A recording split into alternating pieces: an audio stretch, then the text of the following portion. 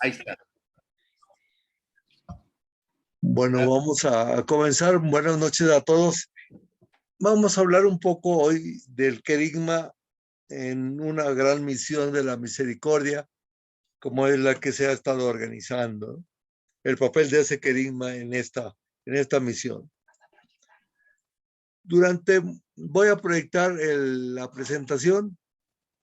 Un momento aquí. Dice que está deshabilitado el compartir pantalla. A ver, ahorita le pedimos a Ángel. Sí. A ver, inténtalo de nuevo. Listo. Cierren su micrófono para que la imagen no se jale. Ahorita le ponemos el cojos. Cierra el micrófono. No, tú adelante, Raúl. Los demás mantengamos el micrófono cerrado para que no jalen la imagen. Gracias. Adelante, Raúl. Sí. Pongo aquí compartir sonido. Sí, ¿verdad? Sí. Bueno, ahí va. No, Raúl, si tu presentación tienes algún video, sí pones compartir sonido. Bueno. Si no, o así nada más. Pero ya me fui. Bueno. Está bien, sin problema. Adelante. Sí, correcto. Listo. Bueno, vamos a ver este tema del querigma en la gran misión de la misericordia, tratando de explicar, recalcar el papel de este querigma, y para eso voy a utilizar por la experiencia que hemos caminado nosotros en esta línea de las misiones querigmáticas y los aspectos sociales que siempre hemos puesto en las misiones querigmáticas, y al mismo tiempo ha habido misiones que se han dedicado propiamente a fomentar una serie de actividades relacionadas con la acción social, con la misericordia, y que de paso aprovechamos para dar el anuncio cuando sea necesario. Entonces me voy a referir a la experiencia que tuvimos en la parroquia de la Resurrección en el suroeste de la Ciudad de México, donde fue como, digamos, el modelo piloto del sistema integral de nueva evangelización. Podemos empezar diciendo que durante mucho tiempo al querigma le pasó lo que al Espíritu Santo. Podríamos decir que era el gran desconocido entre los elementos del proceso evangelizador que propone la Iglesia. Un famoso especialista español en iniciación cristiana, que acaba de escuchar una presentación muy ungida del querigma en nuestro curso básico, respondió a otros sacerdotes que le preguntaban sobre el anuncio, sobre el querigma, y dijo, bueno, lo presentaron de una manera que llega. Siempre he sabido lo que era el querigma, pero no le veía utilidad. No le veía utilidad. Hoy ya no necesitamos preguntarnos sobre la utilidad del querigma a la hora de convocar a cualquier gran misión que queramos llevar a cabo.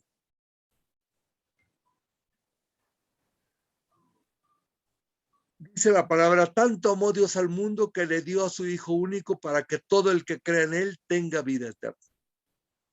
Aquí está, en este texto, el primer anuncio de la mayor de las misericordias. Fuimos convocados por el amor misericordioso, fuimos convocados por Dios, porque ese es su nombre secreto. Dios es amor y amor misericordioso. 1 Juan 4:8, para anunciar la más grande, enorme, gigantesca misericordia. Cualquier gran misión de la misericordia tiene que anunciar de palabra y de obra precisamente esta, la mayor de las misericordias.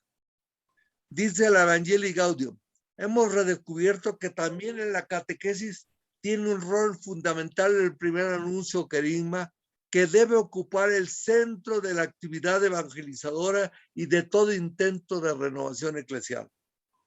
Es el fuego del Espíritu que se dona en forma de lenguas. Un sacerdote decía que después de las lenguas en la cabeza, esa lengua se convirtió en lengua de fuego con que los apóstoles empezaron a predicar. Es el fuego del Espíritu, entonces ese querigma que se dona en forma de lengua y nos hace crecer en Jesucristo, que con su muerte y resurrección nos revela y nos comunica la misericordia infinita del Padre. En la boca del catequista vuelve a resonar siempre el primer anuncio. Jesús te ama, dio su vida para salvarte y ahora está vivo a tu lado cada día para iluminarte, para fortalecerte, para liberarte. Es llamativo cómo en la iglesia, para tratar de ayudarnos a entender con más claridad el anuncio, aparecen textos como este, en que muy directamente se habla de ese anuncio, ¿no? Y lo mismo encontramos en varios documentos, ¿no? Aquí en el 127 de la Yeli Gaud.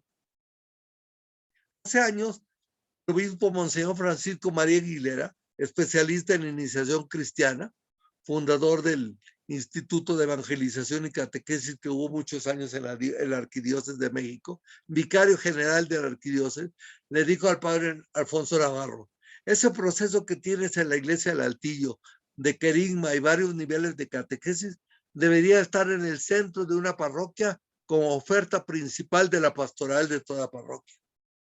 Así que ese mismo obispo en 81, en 1981, dio los pasos que tenían que darse y con el entonces reciente entorno de la gran misión guadalupana que se había organizado por esa época, redactó unas palabras para convocar a una porción del pueblo de Dios en una periferia al poniente de la ciudad a volver a escuchar este primer anuncio de salvación e iniciar un proceso que involucraría el mismo tipo de personas a las que ahora ustedes han elegido servir en esta gran misericordia, en esta gran misión de la misericordia. Familias, jóvenes aquejados de diversos males, enfermos, ancianos, sacerdotes y demás personas con crisis de violencia, corrupción, pobreza. Por crisis por violencia, corrupción, pobreza. Este anuncio de la misericordia de Dios para nosotros es en sí la mayor noticia de la historia. Sin duda, si mañana el Papa Francisco decidiera que por amor a los tapatíos se cambiara a vivir allí, por ejemplo, al Templo de la Resurrección del Señor junto a Plaza del Sol, seguramente sería primera plana de todos los periódicos. Pero el ejemplo tiene sus limitaciones porque no es un hombre el que ha decidido poner su morada entre los hombres, sino el mismo Dios, creador de todas las cosas, el que ha decidido en Jesús convertirse en un hombre para siempre, asumir nuestra propia naturaleza, afrontar solidariamente nuestras fragilidades hasta sus últimas consecuencias, incluida su muerte. Todo para llevar a fondo su proyecto de hacernos a su imagen y semejanza y poner así a disposición de cada criatura su propia naturaleza divina. La buena nueva, esta buena nueva de Dios es demasiado para el hombre. No la entiende y si por revelación la entiende, lo deja en shock. No es de extrañar que incluso en nuestra iglesia prefiramos cambiar de tema, hablar de otra cosa, inclusive hasta sacrificar lo que sea por el otro, pero sin explicar la razón de nuestra esperanza. Por eso el querigma es algo tan sencillo y a la vez tan intrincadamente difícil. Son dos acciones concomitantes. Cuando decidimos dar el anuncio visitando casa por casa en aquella zona marginal de la Ciudad de México hace 40 años, entendíamos a medio lo que estábamos haciendo. Intuíamos algo, sin embargo. No podíamos dar el anuncio con las manos vacías. Sabíamos lo que en aquellos tiempos decía el documento de Puebla. El mejor servicio al hermano es la evangelización, que lo dispone a realizarse como hijo de Dios. Lo libera de las injusticias y lo promueve integralmente. El corazón te decía que no era suficiente con regalar palabras, por impactantes que ellas fueran. Una vez un sacerdote de El Salvador me platicaba que una familia lo llamó para que le llevara la unción de los enfermos, al abuelo de la familia que agonizaba. Esta persona apenas veía y el sacerdote le acercó un gran crucifijo que acostumbraba a llevar el cura para estos casos. El sacerdote le acercó el crucifijo y la respuesta del enfermo fue: pélemelo, padre. me decía el sacerdote. Mi crucifijo era grande y negro y el enfermo lo confundió con un guineo, un plátano asado. Y al explicarse me dijo, perdóneme, padre, es que no me han dado de comer. Tenía hambre el pobre hombre. Con el tiempo uno comprendió que no se puede dar el anuncio de una tan gran misericordia, sino en un ambiente de misericordia y lleno de acciones misericordiosas. Para nuestra pobre imaginación en aquellos entonces, y no muy grandes recursos, lo que se nos ocurrió fue poner atención a las necesidades de la gente, sin mucho estudio social todavía, pero sí con los ojos bien abiertos del corazón. Era una zona pobre, la gente había invadido aquel territorio, no eran propietarios de su casa, desde el terreno donde estaba construida su casa o su choza. Así que de mientras necesitaban de médicos y de abogados. Teníamos pocos, pero a los 120 misioneros se les capacitó para que detectaran las enfermedades graves con ayuda de un libro sobre qué hacer cuando no hay doctor, que está ahí, en la portada exactamente igual a la de aquel entonces, ¿verdad? Los abogados asesoraron lo que pudieron y se organizaron entregas de despensas con la ayuda de personas que ya estaban en el proceso evangelizador. Fue posible tener misioneros 15 días de tiempo completo, porque el querigma recibido hace milagros para mover voluntades. Claro, buscábamos que fuera en vacaciones de verano y con una mayoría de misioneros jóvenes. El anuncio fue con dificultades, con otras acciones sociales del mundo, ironías de la vida. Una de las zonas del incipiente territorio de esa parroquia, de eso que iba a ser una parroquia posteriormente, que fue una parroquia posteriormente, una de las zonas que no pudimos atender era un área de un llamado en aquel entonces Campamento 2 de Octubre. Pensábamos que iba a ser hasta más fácil porque ya había en las personas cierta conciencia social. Pues no era así. El grupo dirigente tenía un control despótico, usando como carne de cañón a la gente para marchas y protestas. Les decían que si no iban a la marcha, pues podían quitarse de su casa, etc. Los misioneros no pudieron entrar ahí. ¿Se van de aquí o va a correr sangre? Nos dijeron los líderes a los misioneros. Quienes con una chispa nada común entendimos de quién iba a ser esa sangre que iba a correr. Así que preferimos cambiar la parresía evangélica por la prudencia y dejar las cosas para después. Con los meses preguntando a las mismas autoridades supimos que esa decisión de expulsar a las personas ya había sido suspendida. Había más de 20,000 personas en todo el territorio, no solo en la colonia esta 2 de octubre, sino en todo el territorio de la parroquia. Así que el temor en realidad era falsamente alimentado. Lo hicimos saber, se desactivó todo aquello que se había vuelto una estructura opresiva. Después de la misión nos dimos cuenta, porque al principio no nos advertíamos mucho, ¿verdad? Que el proceso nunca termina y nunca se queda en una misión solamente de unas semanas o de meses.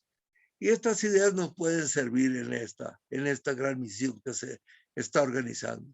Sea una misión con énfasis en el querigma o en acciones sociales, es necesario que toda gran misión termine dando espacio a estructuras estables como son las parroquias. Las personas que respondieron al visiteo misionero consolidaban su respuesta espiritual en un retiro y formaban parte de una pequeña comunidad. Las primeras comunidades no se centraban solo en lo espiritual. En sus reuniones había un espacio dedicado a la promoción de la solidaridad. Entre sus miembros, a través de dinámicas y otras formas de toma de conciencia, había estudio de la doctrina social de la Iglesia. En esas primeras pequeñas comunidades hicimos una dinámica que se llamaba la caja de zapatos. En una caja de zapatos que llevaban a cada comunidad, se ponían, había 6 en aquel entonces, se ponían varios papelitos como si fueran billetes de distinto valor, ¿verdad? Eran papelitos recortados como si fueran billetes. Cada miembro explicaba en qué usaría la cantidad de dinero que recibía. Se buscaba que esas necesidades fueran reales. En cuestión de minutos, la pequeña comunidad tenía un buen conocimiento de las necesidades de los demás. A partir de ese conocimiento, las cosas empezaron a moverse. Desde la acción espontánea de alguien que le ayuda a otro porque se enteró que necesitaba, hasta la jerarquización de necesidades con vistas a una posible solución comunitaria. Y de paso algún movimiento repentino de Dios, que alguien decía, bórrenme de esta necesidad que les dije porque se me resolvió de alguna forma, ¿no? Esto nos sucedió varias veces, ¿no? El clima no lo podemos esperar todo. Es el comienzo, como dice Evangelii Gaudium. Es la chispa de gracia que se pone sobre la mecha y que recorre la línea del tal explosivo. El querigma está al comienzo, dice Aparecida, y es el hilo conductor de todo el proceso evangelizador. Cuando tienes una experiencia querigmática, te das cuenta de que ocurren cambios en tu vida, lo suficiente como para advertir que algo ha sucedido. Puede haber sentimiento, puede haber una convicción profunda, no toda experiencia es sentimental o sensorial. Yo no sé cómo lo sabrás, decía alguien, pero de que lo sabrás, lo sabrás. Tomo una hoja de papel, lo puedo tomar aquí, no siento ni bonito ni feo, pero estoy teniendo una experiencia. Hay áreas de la vida que se cambian tras el anuncio querigmático. Personas que dicen, tenía este problema de drogas y de la noche a la mañana se acabó. Otros cambian a lo largo del proceso evangelizador y por eso no hay que quedarse solo con el querigma. Y otras cosas no lo van a quitar hasta el hecho de muerte y a veces ni entonces, pero nos van a permitir mantenernos humildes. Es todo este terreno de las inconsistencias, ¿no? De que habla la psicología pastoral, ¿verdad? Esto se explica con los dedos de la mano. Es algo de lo que habla Evangelii Gaudium. Los dedos de la mano crecen como las virtudes, todas juntas, aunque con distinto tamaño. Si uno de los dedos no crece, es que hay una inconsistencia de la que puedo ser yo parcialmente responsable.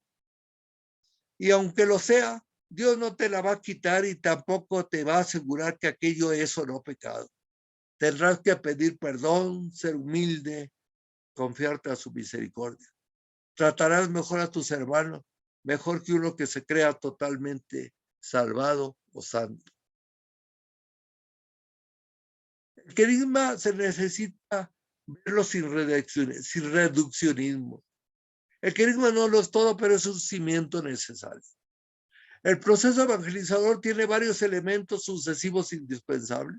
De esos elementos han hablado los documentos de la Iglesia, Allentes II, desde el concilio, el directorio anterior para la catequesis del 47 al 49, y el directorio nuevo del Papa Francisco, el número 38, pone el listado de esos documentos en los que forman parte del proceso evangelizador. El querigma es uno de estos elementos. La sucesividad de estos elementos no es de tipo cronológico, sino es causal.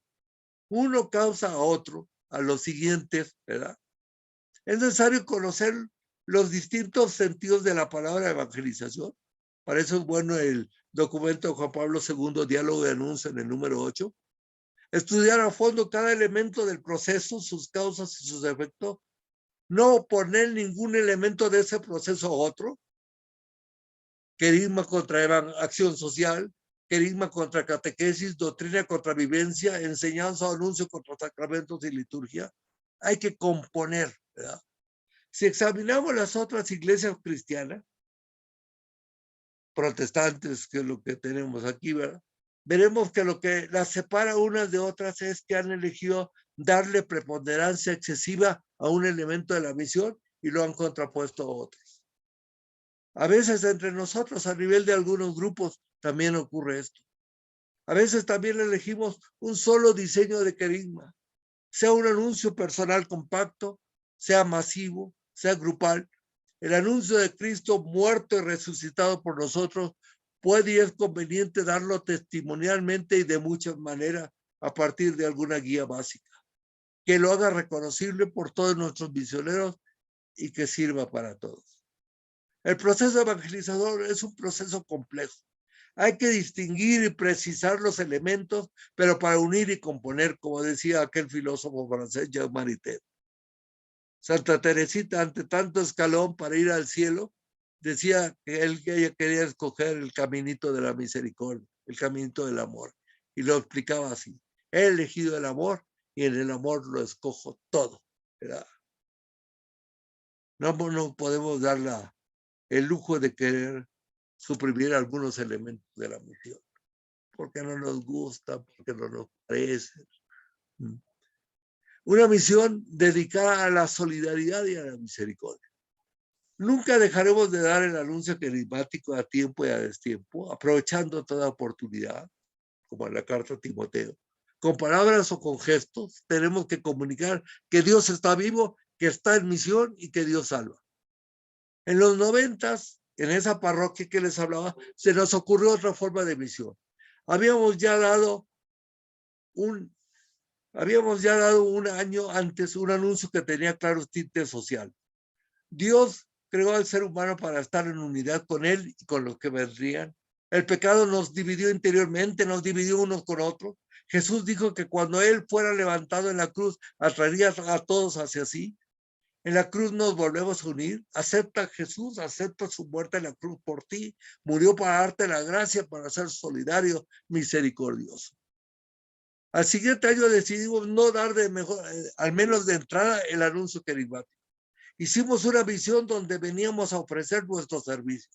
En la comunidad parroquial había muchas personas, la gran mayoría de los miembros de la comunidad parroquial eran albañiles, herreros, carpinteros, etc. Ellos visitaban las casas y ofrecían lo que sabían hacer, pidiendo que se le pagaran los materiales si era necesario, pero no la mano de obra. ¿Qué haces? ¿Qué te hace falta? ¿Qué necesitas? Así nacieron las semanas de solidaridad en la parroquia. Durante el día las personas iban visitando las casas, apuntando las necesidades que fueran más urgentes. Decían, en la parroquia se han juntado personas que tienen diversos oficios, carpinteros, herreros, plomeros, albañiles. En esta semana queremos honrar el amor de Dios que nos ha permitido tener un oficio para vivir compartiendo lo que sabemos hacer en favor de otros. Si hay alguna necesidad que usted tenga, reparar una puerta, pintar una barda, vendremos en estos días con alguien que sabe hacerlo.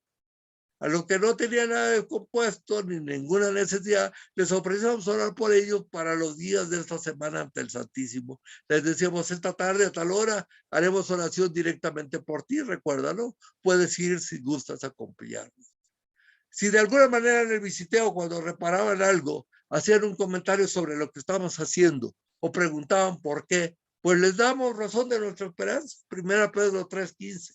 Les damos el anuncio. Sacamos nuestro folleto y se los dejamos y les invitamos a una casa de reunión cerca de su casa o una reunión general en la parroquia.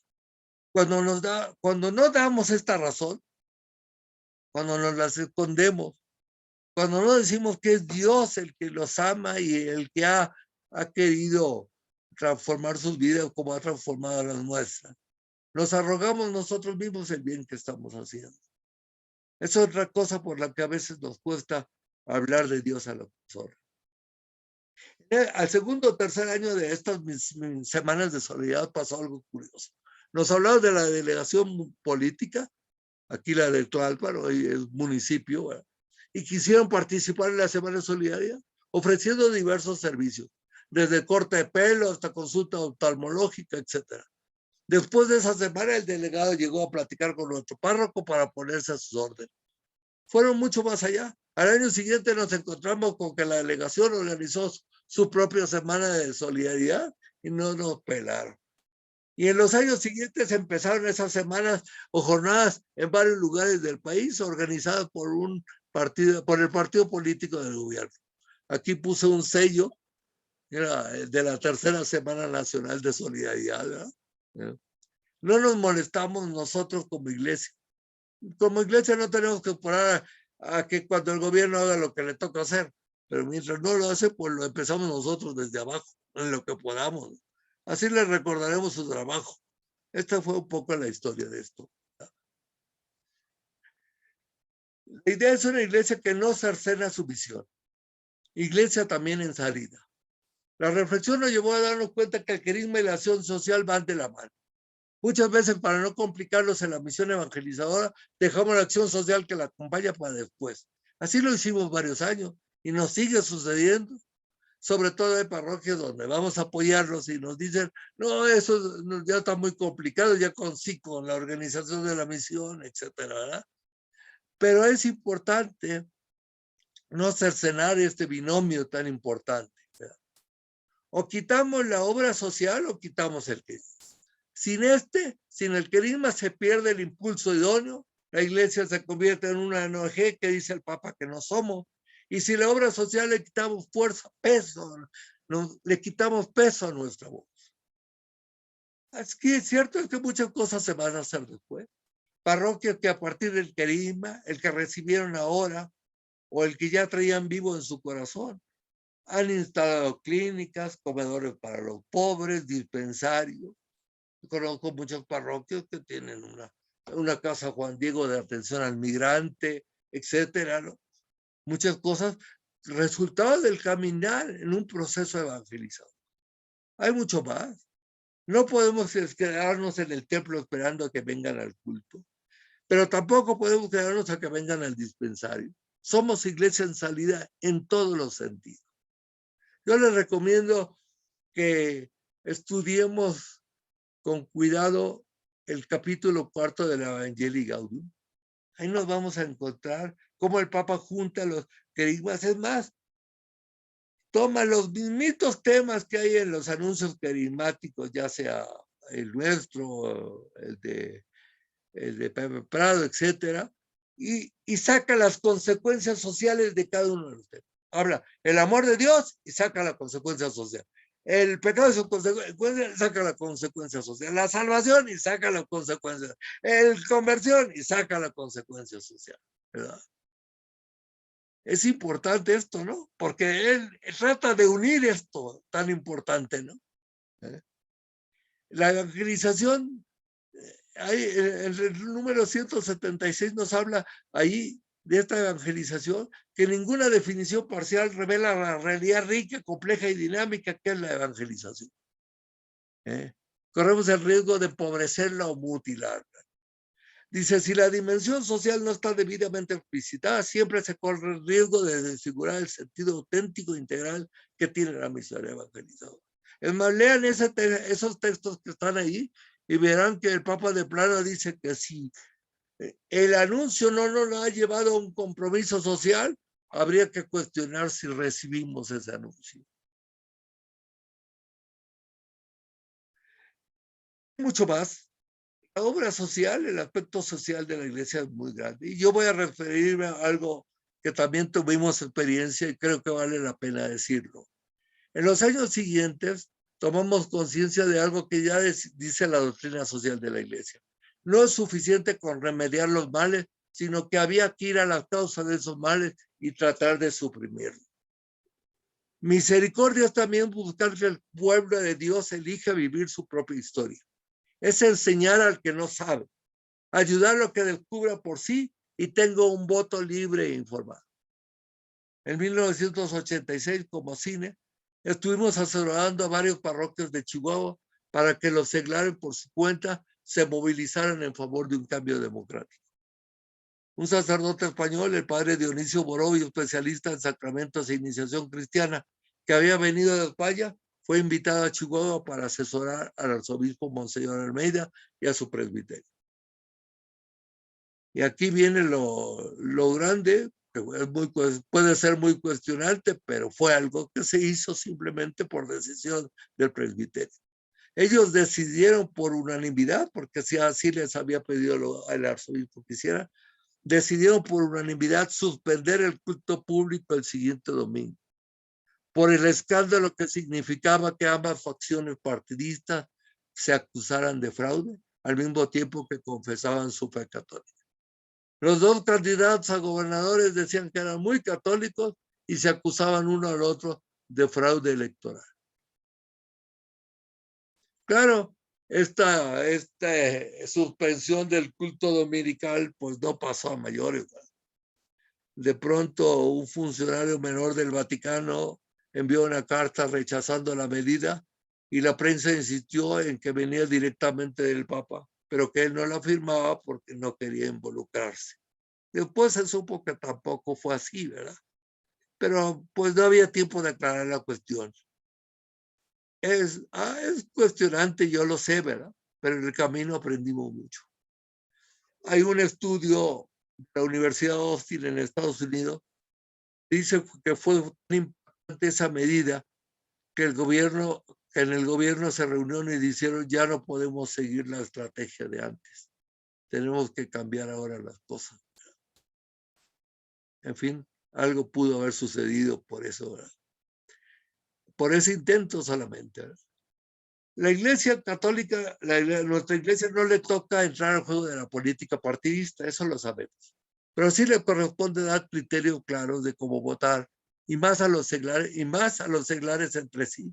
A nosotros nos toca. Ese año, en el 91, o sea, 5 años después de aquello de Chihuahua, hubo elecciones federales en agosto para senadores y diputados. En virtud de que las personas generalmente tienen poca información para comparar sobre los diversos candidatos y plataformas, un equipo de la Parroquia de la Resurrección se dio a la tarea de conseguir las plataformas y programas de los 9 partidos nacionales de entonces. Estos documentos se sintetizaron extrayendo 10 párrafos por partido en los siguientes temas: derechos humanos, ecología, lo agrícola, empobrecimiento, solidaridad, trabajo, educación, orden democrático, orden económico, familia y vida. Además había un recuadro, ahí está en el extremo derecho de la pantalla del fondo, había un recuadro para hacer una evaluación personal de la plataforma en cada partido, que me parecía qué calificación le daba lo que decía cada partido sobre cada uno de los temas. De manera que hacía sumas y restas, aparecía pues por quién debía votar yo, ¿verdad? En la parroquia se acostumbraba a tener una semana de profundización para que todas las más de 100 pequeñas comunidades se reunieran para un tema catequético. Esta vez las reuniones durante toda la semana, como unos 3 semanas antes de las elecciones, fueron para examinar las plataformas de los partidos con el folleto mencionado, de manera que hubiera un libre intercambio de pareceres. Todo se dio en paz. No hubo mucho problema, casi ninguno. Sin embargo, de todos modos, tuvimos un grupo de soldados haciéndonos compañía frente a la parroquia los días previos al proceso electoral. Luego, en la elección del 94, volvemos a publicar el folleto, más de 20 páginas. Este año empezamos a organizar los talleres de democracia para parroquias que nosotros acompañamos en cine. Había varios parroquias interesadas.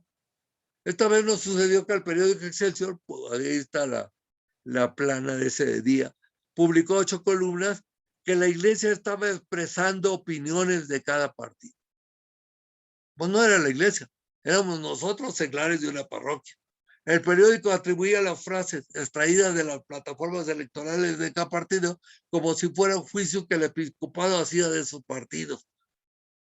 Monseñor Ramón Godínez, entonces secretario de la SEP, nos habló y nos pidió que en una carta explicáramos quiénes éramos los responsables de ese folleto.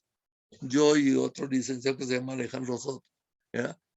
Cosa que ya decía el mismo folleto. Así que lo hicimos y apareció el desmentido, por supuesto que en las últimas páginas del periódico. ¿Ya? Seguimos sacando el folleto y dando los talleres de democracia hasta 2006, mientras estuvimos insertos en estructuras parroquiales. Los actos de misericordia requieren ser hechos misericordiosamente. Todas estas acciones de solidaridad y acción misericordiosa requieren ser hechos con actitudes de misericordia. Esta cordialidad ante la miseria dolorosa deriva del valor infinito que cada persona tiene en los ojos de Dios, que nos reconoce a cada uno como sus hijos.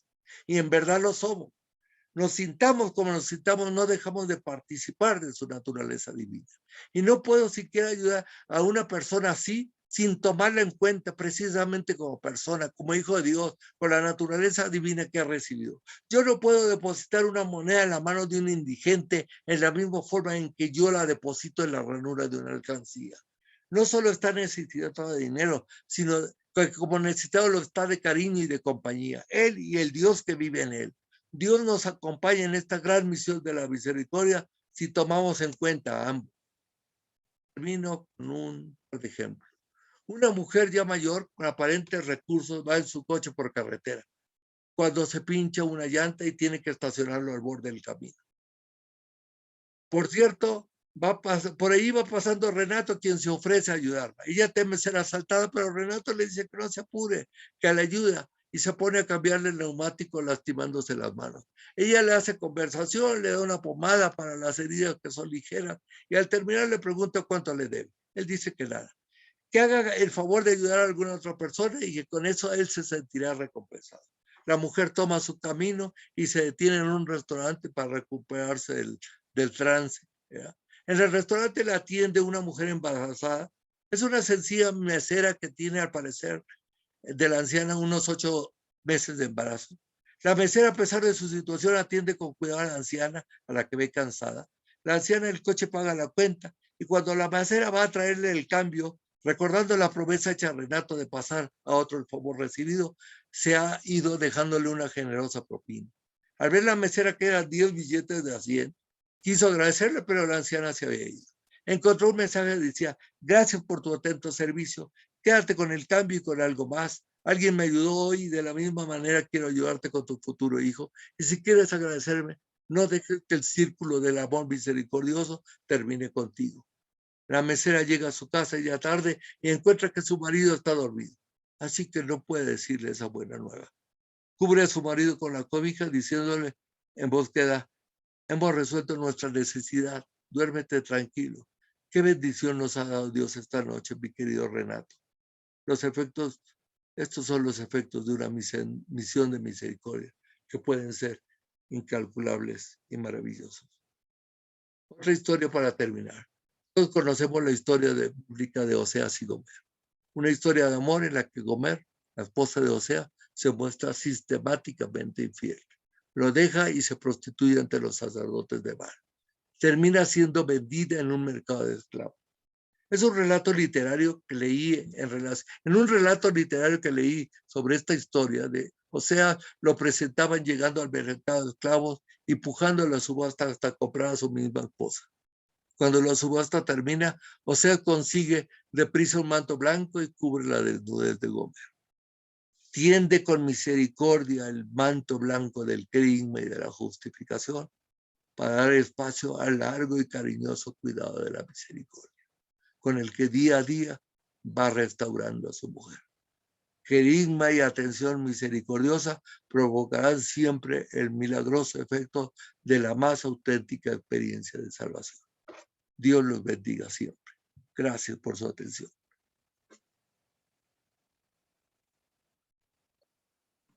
Gracias, Raúl, y le damos un aplauso al Señor Jesús por la vida de Raúl. Todos le damos gracias, Raúl, por tu tiempo, Gracias. por todo esto que nos has enseñado. Que Dios te bendiga mucho. Gracias. Cuídate mucho. Y amigos, bueno.